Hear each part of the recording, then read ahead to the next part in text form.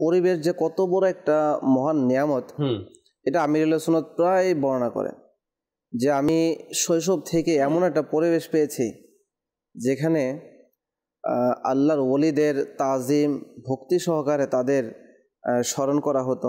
সুবহানাল্লাহ, সুবহানাল্লাহ। তারপরে নবীদের প্রকৃত সম্মান চর্চা করা হতো। হালাল রিজিকের চর্চা ঘরে দেখেছে। পিতামাতার সম্মান কিভাবে করতে হয়, বড়রা কিভাবে করেছে সেটা সে দেখেছে। বোনদের হক কিভাবে আদায় করতে হয় সেটা সে ছোটবেলা থেকে দেখেছে।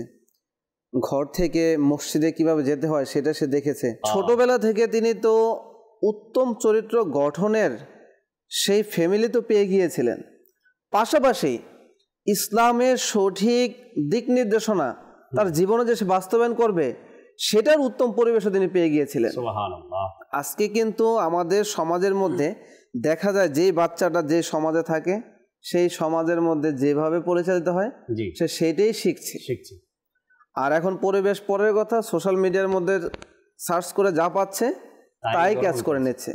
প্রকৃত ইসলামের চর্চাটা 1450 বছর ধরে কিভাবে এসেছে এবং সেটা ধারক ও বাহক যে বুজুর্গানে দিন ওলামায়ে হক তারা কিভাবে আমাদের কাছে নিয়ে এসেছে, এত কষ্টের মাধ্যমে দিনকে কিভাবে সহজ করে উপস্থাপন করেছে এবং সেই দিনের ভিত্তি কি, দিনের সেই সংস্কৃতিগুলো কি সেগুলো পালন করে আসছে।